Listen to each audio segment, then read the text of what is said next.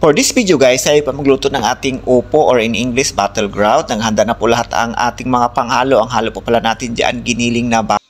Giniling na baboy ang halo natin dyan guys para masarap. Unahin na po natin gisa ang ating giniling na baboy para magiging brown po siya at matanggalan na po natin siya ng oil.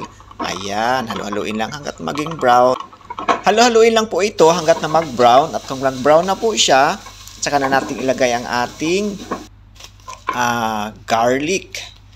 Ayan, ilagay na po natin ating garlic dahil nag-brown na po ang ating giniling na baboy.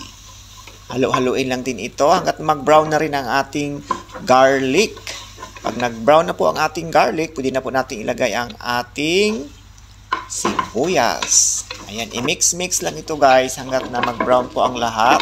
Ang baboy, garlic at ang ating sibuyas. Sunod po ilagay ang ating kamatis. Nilagyan po siya natin ng kamatis para masarap siya.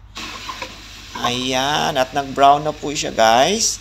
Pwede na po siya natin lagay ang ating upo or battleground.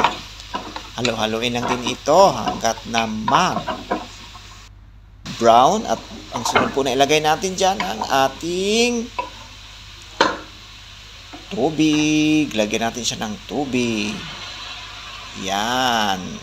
Kunti lang nilagay ko dyan guys kasi masabaw naman to ang ating upo. Yan. Ang yummy-yummy ng ating upo na may halong giniling na baboy. Sunod po, lagyan na po natin siya ng asin. Pink pa rin ang nagamit nating asin dyan. At nga pala, lagyan ko na rin po pala siya guys ng chili at paminta. Hindi ko na po siya. At nalagyan na po pala siya natin guys ng ating ginisa mix flavoring seasoning. Ayan, almost done na po ang ating nilutong upo na may halong giniling. Maraming salamat po sa pagpapanood, lalo na po sa mga hindi po nag-skip ng aking mga isda dyan. Maraming salamat po. God bless you all. Bye.